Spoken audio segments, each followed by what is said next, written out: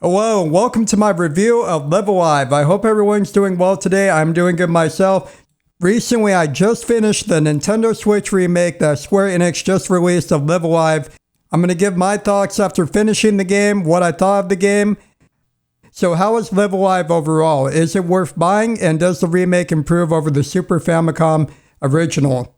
Well, luckily you got some random guy here on the internet to tell you his thoughts on the game after finishing the game recently. So let's get right into what Live Alive is all about. Live Alive was an RPG developed by Squaresoft in the Super Famicom era. It was never localized and brought to America in the Super Famicom version though. Fortunately, people did manage to fan translate the game many years later, and a big thank you to the fan translators that did that. You are awesome people. Now that being said, our chance to finally play an official localized version of the game would come around July 22nd, 2022, when Square Enix would officially release a Nintendo Switch remake of Live Alive. For the HD remake, they added new things such as full HD graphics to the game in a 2D art style, which is really cool. They added full voice acting to the game, and they also added some gameplay improvements such as in battle, you can now see what an ability does before you use it in battle. Whereas in the Super Famicom original, when you selected an ability in battle and you hovered over it, you didn't know what it did until you used the ability. Thanks to this change in the remake, you can now figure out what abilities do before you use them, and that definitely improves the battles a lot. They also did some minor rebalancing to some of the characters in the game, and they also added a little bit of bonus content, but for the most part, this is a remake that stays very faithful to the original. So first thing about Live Alive is that the game has a really unique battle system. It's a turn-based combat system, but movement is a big part of the combat. You can move around, reposition yourself to hit certain enemies with certain attacks, and you can also use certain attacks that will make certain parts of the ground in battle get on fire, and if the enemy stands there, they take damage. And there's a lot of really unique ways you can play the battles in the game. Now, once you win a battle, you are awarded EXP. Once you get enough EXP, like other RPG games, you level up. Upon leveling up, a character's stats will go up, and they will also sometimes learn new moves they can use in battle. The unique thing about Live Alive is that instead of a usual RPG where you begin the game with one or two characters and then you go along an adventure and you recruit more characters and you go into a big long journey, the game is instead separated into different character scenarios. There are a total of 8 character scenarios in the game, and then a final chapter that is the conclusion of the game. Each character scenario is generally pretty short to play through and will take about 30 minutes to 2.5 hours max to finish. This is where one of the game's most unique features comes into play, but at the same time it's also a double-edged sword because the different character scenarios can be one of the game's greatest weaknesses, as we'll discuss as we go into more detail on each character scenario. So I'm going to talk about each of the playable character scenarios, keeping spoilers to a minimum, and basically talking about what I liked and disliked about each one of them. The first character scenario I'm going to talk about is the Wild West one, which is where you play as a cowboy named Sundown. Sundown scenario is simply too small in scope and too short of a scenario, and this is going to be a common problem you see with a lot of different character scenarios in the game. The scenario is over in under an hour, and there is only one area you can explore the entire scenario, which is the town it takes place in. You have a total of around 3 battles the entire character scenario, and there's no dungeons or world map to explore. This scenario basically has you watching story scenes until you hear about a big battle that is going to happen. Once you get to that point in the scenario, it's all about looking around the different buildings in town for items to set as traps for when the big boss fight of the scenario happens. So you run around collecting as many items as you can, and then you have to assign people to set the traps for the big boss fight. The more traps you manage to set, the more enemies will be taken out in the big final fight towards the end of the scenario. It's very important to set as many traps as you can successfully so that you take out as many enemies in the final battle of the scenario as you can. You really don't know who to give the traps to for the most part. The townspeople set the traps down at a different speed, but the game doesn't really tell you this, and so you kind of just gotta guess by trial and error and give the traps to different people and hope that they manage to set it down before the time limit goes and then the boss fight at the end of the chapter happens. Now, this scenario is kind of disappointing. I think this is one of the weaker character scenarios in the game. The next one we're going to cover is Masaru's scenario, which is one that takes place in a modern day setting. And boy, this one is a very interesting one. Masaru's scenario has 0 exploration and is one of the shortest scenarios in Live Alive. It basically is a parody of like a fighting game, and you basically see your opponents on screen, you select one, and then you get in a boss fight against them. And that's all it is. There's no town exploration, there's no stores to buy items, there's no rule map, no dungeons, and you basically choose your opponents on like a boss select screen, and then you get right into the boss fight with them. I will say the boss fights in this scenario are pretty challenging, and a really cool thing about them is that you can learn the boss's techniques and then use those techniques against other bosses in this character scenario. But the scenario is overall just way too tiny, there's no exploration, and it's over way too quick. There's almost nothing interesting that happens in the story.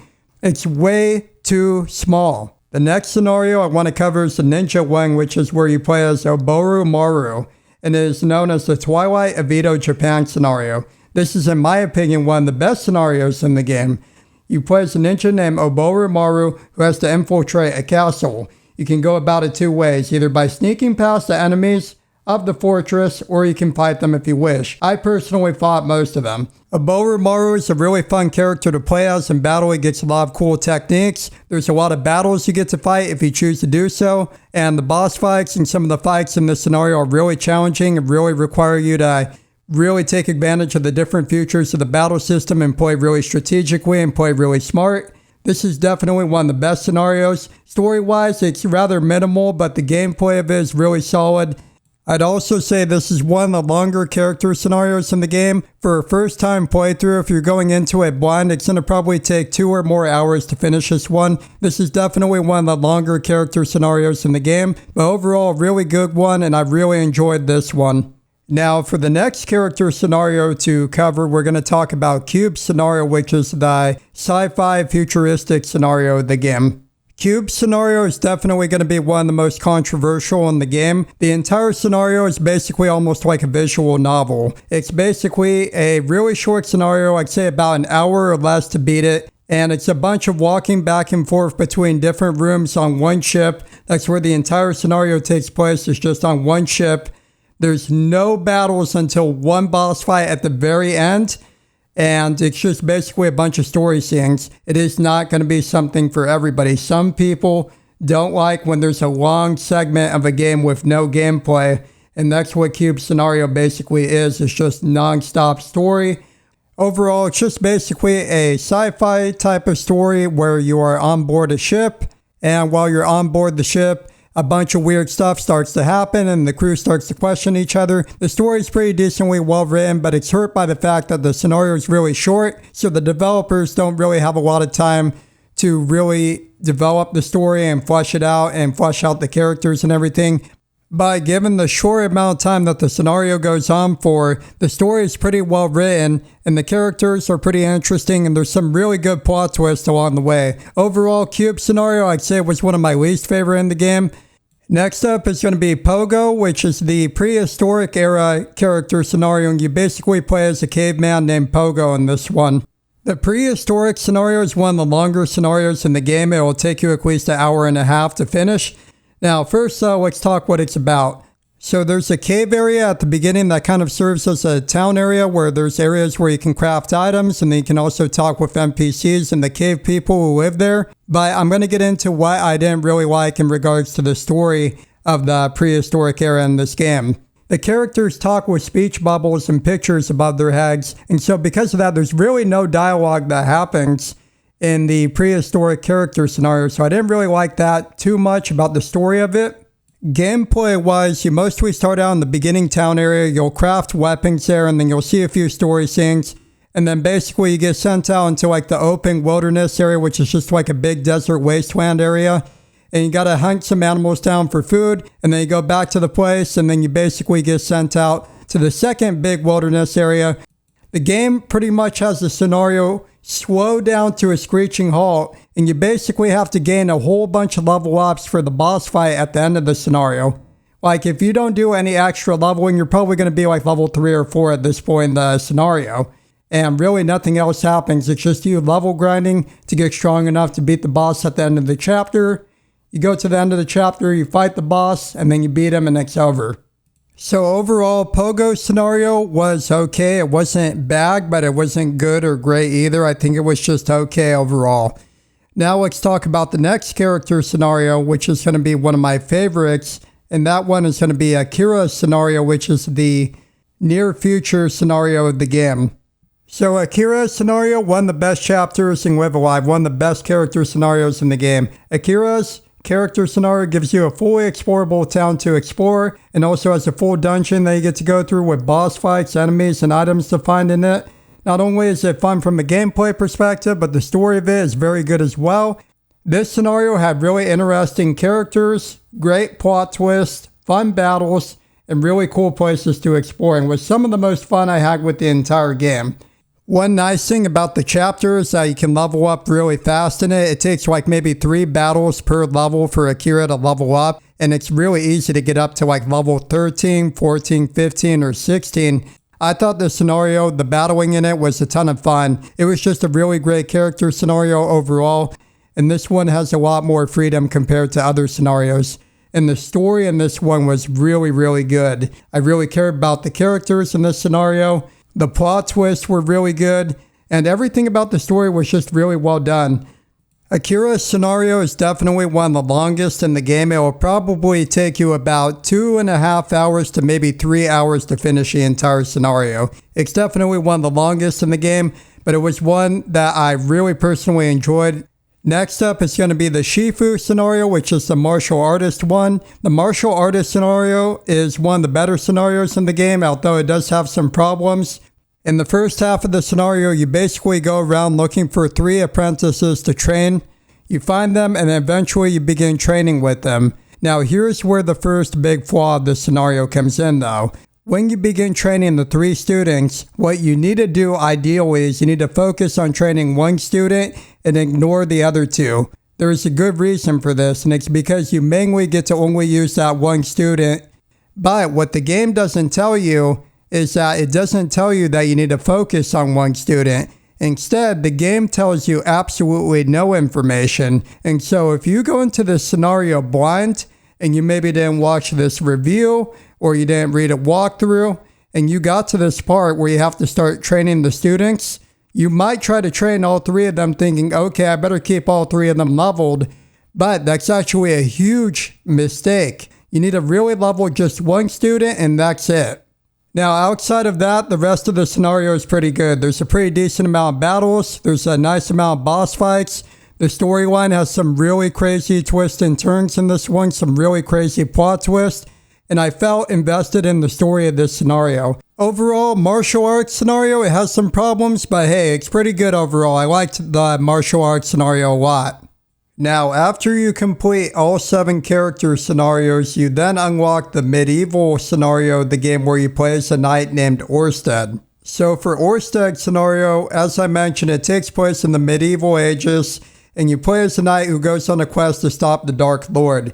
And in my opinion, this is a great scenario. The story has a lot of great plot twists, the characters are very well developed. Orsted's scenario was really good gameplay-wise. There's a lot of boss fights, a lot of battles you get into, a lot of places to explore, and this scenario overall felt a lot more complete and a lot more filled with stuff to do in comparison to the others. This one was overall one of the best scenarios in the game, and I wish the rest of them were as good as this one. After completing all character scenarios, there's then one last scenario. All the characters are recruitable in this chapter, and you select a main character who you start as, and who will be the leader of the group. You then go around recruiting a party of 4 characters who will make up your final team. After that, you pretty much level up, get your character's ultimate weapons, and then you go on from there to finish the rest of the final scenario. The final scenario was pretty enjoyable. I'm not going to say it was like anything absolutely amazing, but I did have a good time with the final scenario, and it was enjoyable overall. Overall, in terms of Live Alive and how the game is a very mixed bag because of the drastically different character scenarios in the game. Some of them are really good, and then some of them were not so good. But a common theme with the ones that were really lacking, were really flawed in my opinion, was that they basically were just too small in scope. Like some of them had no roadmap. Some of them had like 2 or 3 battles the entire character scenario. Some of them had too little time to develop the characters and make you care about them in the scenario. So, like it has gameplay problems, it has story problems, and it's because the scenarios are just too short in the game.